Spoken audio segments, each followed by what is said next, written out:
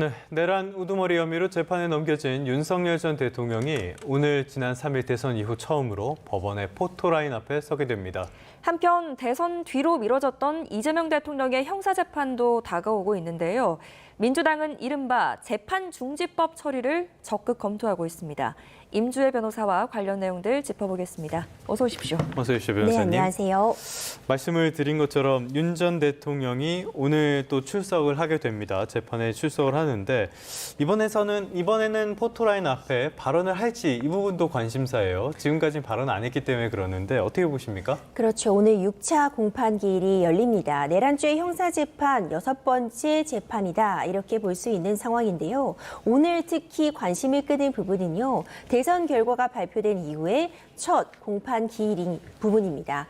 결국 이 대선 결과와 관련해서 어떤 메시지, 특히 이 포토라인 앞을 지나가면서 윤석열 전 대통령이 어떤 입장을 표명하는 것 아니냐, 이런 이야기들 나오고 있고요. 특히 이 대선 결과에 대한 부분뿐만 아니라 지금 이른바 3대 특검 법안이 지금 곧 통과를 앞두고 있는 상황, 사실상 통과가 됐다고 보는 것이 맞는 상황이기 때문에 이런 부분들에 대한 입장을 전하지 않을까 예측은 되고 있습니다. 하지만 아직까지는 어떤 입장을 밝히기 시점적으로 좀 조심스러운 상황 아닌가, 이런 부분도 저는 예상을 하고 있는데요. 오늘 이 6차 공판기일은 본인의 형사재판입니다. 피고인 신분으로 지금 재판을 받고 있는데 어떤 정치적인 메시지를 내는 것은 부적절하다고 이제 변호인들도 좀 조언을 했을 가능성이 높고요. 이전에도 선거 전만 해도 SNS 등을 통해서 좀 공식적인 입장, 또 선거와 관련된 그런 본인의 의견을 펴긴 했지만 이 포토라인 앞에서는 그 어떤 입장도 들을 수 없었거든요. 오늘도 그런 기조를 이어가지 않을까, 침묵을 일관하지 않을까, 또 조심스럽지만 예측이 되고 있습니다. 네, 알겠습니다. 오늘 공판 증인 한번 살펴보면요. 이상현 전 육군 특수전사령부 제1공수여단장이 나옵니다. 어떤 점이 좀 쟁점이 될 거라고 보세요? 이상현 여단장은 이미 5차 공판 기일에 출석을 해서 증인 신문을 받았습니다. 오늘 6차 공판 기일에는 이 이상현 여단장은 검찰 측에서 신청한 증인이기 때문에 5차 공판 기일에서는 검찰 측의 주신문이 있었고, 오늘은 이제 피고인 윤석열 전 대통령 측의 반대 신문부터 진행이 된다, 이렇게 볼 수 있습니다. 이 이상현 공수여단장이 굉장히 중요한 의미를 갖는 증인인데요. 이미 지난 26일에 있었던 5차 공판기일에 출석을 해서 12.3 이 비상계엄 당시에 곽종근 전 사령관이 윤석열 전 대통령으로부터 어떤 구체적인 지시를 받았는데 문을 부숴서라도 국회의원들을 끄집어내라라는 지시를 받은 것을 전해 들었다. 그리고 전기라도 끊으라고 했다라는 부분을, 지시를 했다는 부분을 전해 들었다라는 부분을 증언을 했습니다. 관련해서 이런 지시를 받았던 통화 내용들, 그런 그 녹취록까지도 공개가 되었기 때문에 굉장히 중요한 증인으로 지금 분류가 되고 있고요. 이런 증언들은 사실상 윤석열 전 대통령에게 굉장히 불리한 증언이라고 보여집니다. 구체적으로 국회의원들을 끄집어내라는 지시가 있었다는 것이 실질적으로 이전에 있었던 헌법재판소 탄핵 심판에서도 굉장히 탄핵 사유로서 중요하게 작용을 했고요. 이 내란죄 형사재판에 있어서도 국회의원들에 대해서 끄집어내라는 지시가 있었느냐는 핵심적인 부분이기 때문에 오늘 반대 신문에서 이 이상현 공수여단장의 증언의 신빙성을 낮춘다거나 모순되는 점을 집중적으로 반대신문 과정에서 공략하지 않을까 예측이 됩니다. 알겠습니다. 이번 공판에서 또 하나의 관심사는 비화폰 서버 압수수색 영장 발부, 이 여부가 결정될 가능성도 있다라는 점도 아닐까 싶어요. 어떻게 보십니까? 가능성 있다고 보십니까? 네, 가능성은 있습니다. 오늘 이런 여부를 결정할 가능성은 있는데 최종적으로 그 결정은 재판부가 하게 되기 때문에 조금 더 지켜볼 필요는 있습니다. 이 비화폰이라는 것이요, 윤석열 전 대통령이 12.3 비상계엄 전 과정에서 뭐 사령관들이라던가 주요 임무를 담당했다라고 지금 분류되고 있는 그 당사자에게 직접 전화를 걸어서 여러 차례 지시를 했다고 알려져 있습니다. 그런데 그 비화폰, 이름에서 드러나듯이 굉장히 높은 보안성과 기밀성이 유지되는 통화를 하는 것이기 때문에 사실상 그 통화 내용 자체가 남아있긴 어려워 보이고요. 다만 이 비화폰에 대한 그 서버 압수수색을 통해서 언제 누구에게 전화를 걸었는지 정도는 확인이 가능합니다. 그 부분이 중요한 것이 지금까지는 관련자들, 어떤 증인들의 증언을 통해서 이런 통화가 있었다, 이런 통화를 하는 것을 들었다라는 부분에서 나아가서 네. 어떤 물리적인 증거로서 실질적으로 그 시간대, 지금 주장하고 있는 시간대에 통화 자체가 있었다는 것을 입증해 줄 수 있는 물증으로 보여지거든요. 네. 이 비화폰 서버는 이번 내란 사건의 수사 과정에서 확보된 것이 아니라 네. 윤석열 전 대통령이 경호처와 함께 공수처에서 적법하게 발부한 영장의 집행을 저지했다는 네. 특수공무집행 방해 혐의로 수사를 받다가 확보된 그 서버입니다. 이 다른 사건, 그러니까 같은 대상자를 지금 대상으로 하고 있어도 엄밀히 다른 사건이기 때문에 이번 내란죄 형사재판에서 해당 증거를 사용하려면 다시 영장을 발부받아야 됩니다. 그런데 이미 예. 기소가 되었기 때문에 다시 검찰에서 영장을 청구하는 것은 불가능하고요. 네. 재판부에서 직권으로 영장을 발부해야 하는 어찌 보자면 예. 이 형사소송법 체계에서는 이례적이라고 볼 수 있는 상황이지만 네. 만약 재판부에서 이 비화폰 서버 확보가 이전에는 경호처의 저지로 이루어지지 못했지만 지금은 가능한 상황이라면 이 증거의 어떤 중대성, 중요성을 감안할 때 직권으로 이것은 영장을 발부할 필요성이 있다고 결정을 한다면 예. 오늘 6차 공판 기일에서 증거로 활용을 할 수 있도록 조치를 취할 가능성은 있습니다. 네, 핵심 증거인 만큼 영장 발부 여부까지 저희가 오늘 한번 지켜보도록 하겠습니다. 지난주에 국회에서 통과된 특검법 이야기 좀 해보겠습니다. 3대 특검인데요. 내일 열리는 국무회의에서 이게 이제 공포가 될 예정인데 먼저 3대 특검 법안이 어떤 내용이 좀 담겨 있는지 설명을 해주시죠. 그렇습니다. 국회를 이미 통과했고 이재명 대통령이 이에 대해서 제2요구, 그러니까 거부권을 행사할 가능성이 뭐 거의 없다. 네네네. 0%에 수렴한다라고 보여지기 때문에 내일 국무회의 심의를 거치면 공포가 되어서 시행이 되게 될 가능성이 네. 지금으로선 매우 높아 보입니다. 네. 3대 특검법은 말 그대로 3개의 특검법입니다. 네. 먼저 윤석열 전 대통령의 12.3 비상계엄 선포 과정이 내란죄 그리고 외환의 죄에 해당할 수 있다는 부분에 대한 수사 부분이 한 가지고요. 그리고 두 번째가 김건희 여사에 대한 특검법입니다. 두 가지 사안을 포함하고 있는데 이른바 도이치모터스 주가 조작과 관련된 그 의혹 수사 그리고 명태균 씨와 관련된 어떤 여론조사에 대한 조작 부분과 덧붙여서 인사에 개입했다는 그 부분, 이 예. 부분이 크게 지금 쟁점이 되고 있고요. 마지막으로는 최상병과 관련된 특검법입니다. 대통령실에 이 최상병의 어떤 이 죽음과 관련된 수사에 외압이 있었는지 부분, 혹시 이 부분을 은폐하려 한 건 아닌지 이 부분에 대한 의혹을 수사하기 위해서 이 세 가지 특검 법안이 곧 시행될 예정입니다.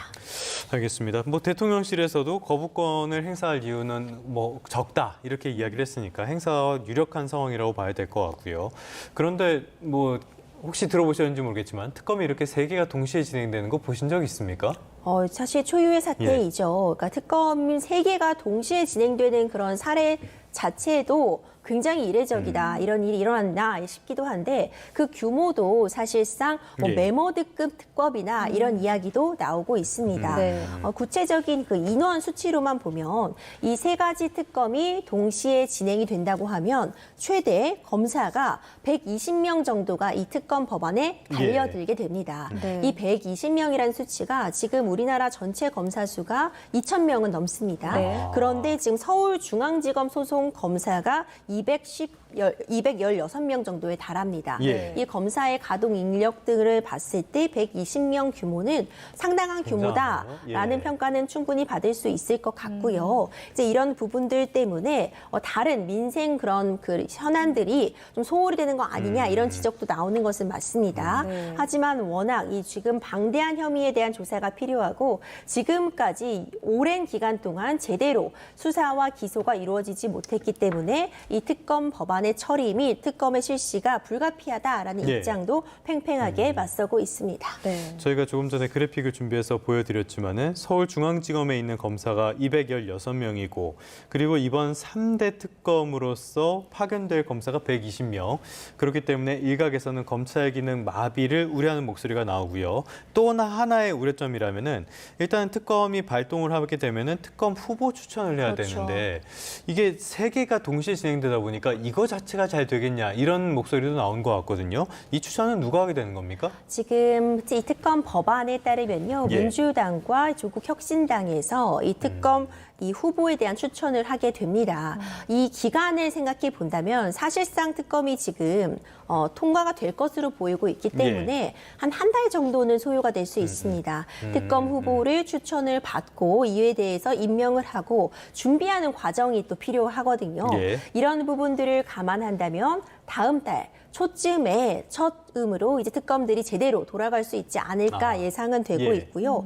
여러 가지 지금 논의할 부분들이 남아 있습니다. 내란죄는 이미 기소가 되어서 형사재판이 진행이 되고 있는 상황이고 네. 김건희 여사에 대한 도이치모터스 주가 조작 의혹이라던가 그리고 명태균 씨와 관련된 어떤 그 개입 의혹들 그리고 최산병과 관련된 이런 부분들 일정 부분 수사가 이미 진행해온 부분들이 있었기 때문에 네. 특검이 실시가 되게 되면 예. 해당 수사 기록이나 자료들이 특검으로 넘어가서 수사가 계속 이어진다. 이렇게 볼 수 있습니다. 네, 알겠습니다. 이제 이재명 대통령 재판 이야기 해보겠습니다. 이재명 대통령에 대한 이 선거법 파기환송심 재판 오는 18일로 예정이 되어 있는데요. 이게 대통령 불소추 특권으로 인해서 재판이 열릴지 아닐지의 또 여부가 지금 갈리고 있죠. 그렇습니다. 이제는 이제 이전까지는 계속해서 가정적인 질문을 던졌었습니다. 이렇게 개판이 진행되고 있는 상태에서 만약 이재명 대통령이 당선이 되게 되면은 과연 멈추는 것인가 가정적인 질문이었다면은 이제는 현재 진행형 질문이 되었습니다. 네.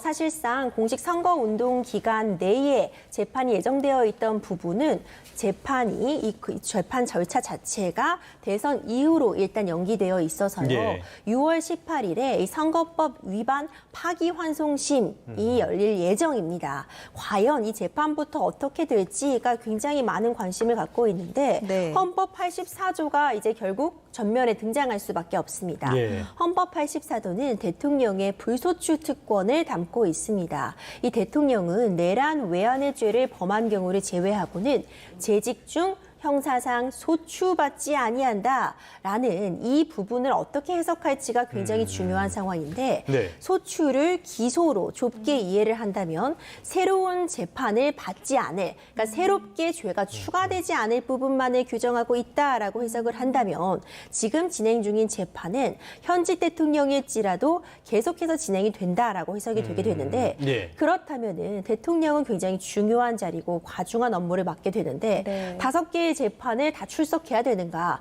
그렇다면 도대체 이 업무는 언제 보일 수 있는 것인가? 이런 부분들이 문제점으로 떠오를 수밖에 없고요. 예. 만약 이 불소추 특권에 소추받지 않는다를 조금 더 넓게 해석을 해서 진행 중인 재판도 정지된다라고 해석을 하게 된다면 지금 진행 중인 재판들은 적어도 현직 대통령의 시점에서는 모두 정지되게 됩니다.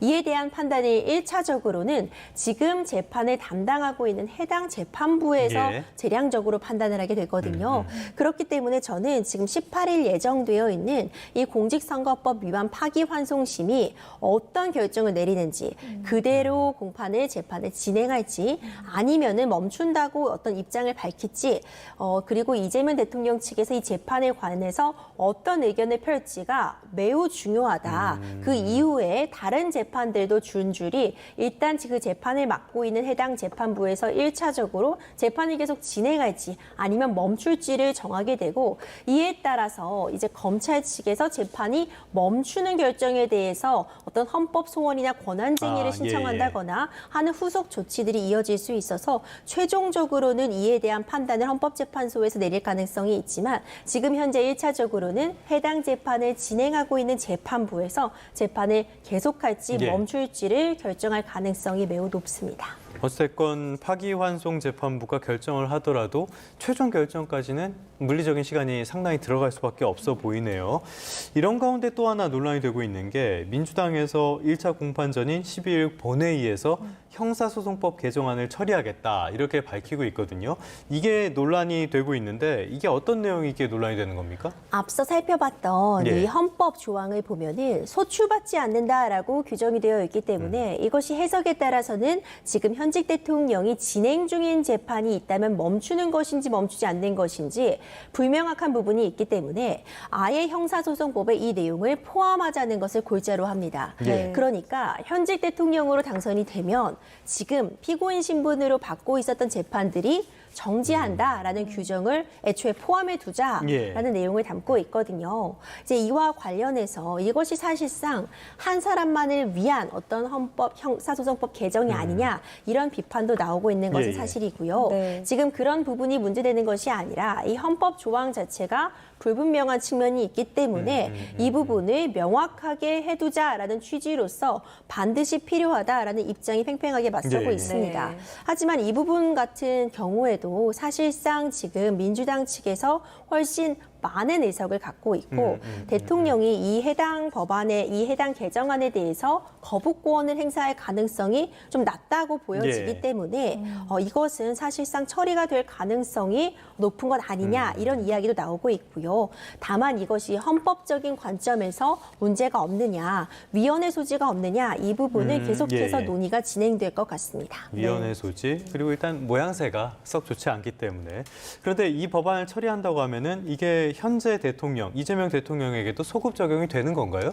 그렇죠. 소급 적용이 가능한 것으로 규정이 되어 있기 때문에 사실상 여러 이야기가 나오는 것이고요. 그런 부분들이 이제 위헌 소지와도 맞닿아 있다 이렇게 보여지는데 어떻게 이것을 설득시켜갈 수 있을지 납득 가능하게 만들 수 있을지라는 그 과제가 여전히 남아 있습니다. 법안이 통과하더라도 위헌 법률 심판 재청 가능성도 있겠습니까? 그렇죠. 충분히 가능합니다. 지금은 이제 형사소송법에 관련된 부분만 말씀을 드렸는데 동시다발적으로 진행되고 있는 다른 법안들도 있습니다. 이제 공직선거법 개정을 통해서 지금 이재명 대통령이 적용이 된 부분, 이제 선거와 관련해서 당선이 될 목적으로 허위의 어떤 사실을 공표한다거나 어떤 행위를 한 부분들에 대해서 처벌 규정을 두고 있는 그 해당 조항에 대해서도 지금 어떤 문제점이 있다. 그 부분을 개정을 통해서 고쳐야 한다라는 부분들도 함께 지금 개정안이 올라와 있는데 그 부분도 통과가 된다면 지금 재판을 받고 있는 이재명 대통령도 면소 판결을 받을 수 있거든요. 형사재판 진행 중에 지금 해당 그 법률 조항이 어떤 효력을 잃었다라고 한다면 면소 판결을 받을 수 있기 때문에 이런 부분들이 어떤 한 사람만을 위한 법 개정이 아니냐 이런 부분들이 계속 논란이 될 수 있고 형평성이라든가 관련된 부분들이 쟁점이 된다면 위헌 법률 심판이라든가 각종 어떤 위헌 소송, 헌법 소송 등이 제기될 가능성은 있습니다. 뭐 소급 적용이라고 해서 꼭 위헌인 건 아니지만 이 사안 같은 경우에는 여러 가지 측면에서 논란이 있기 때문에 위헌 법률 심판 재청 가능성 이 부분도 관심을 갖고 지켜보는 게 좋을 것 같고요. 끝으로 헌법재판관 후보자 이야기를 해보도록 하겠습니다. 최근에 기존 후보자들 철회를 하고 3명이 거론이 되고 있는데 오영준 판사, 유강하 판사, 그다음에 이승엽 변호사. 이 가운데 이승엽 변호사가 논란이 되고 있어요. 어떤 부분에서 논란이 되는 겁니까? 그렇습니다. 이재명 대통령이 이전에 있었던 권한대행 체제 하에서 헌법재판관 후보 지명은 철회한다라고 바로 밝혔고요. 새로 지금 지명을 해야 되는 상황인데 이 후보군으로 오르고 있는 사람 중에 이 이승엽 이 지금 후보자 같은 경우에는 문제가 되는 부분이 이재명 대통령의 재판을 맡고 있는 변호인입니다. 이제 이재명 대통령의 재판을 맡고 있었기 때문에 이해 충돌이 있는 것 아니냐라는 지적이 있었고요.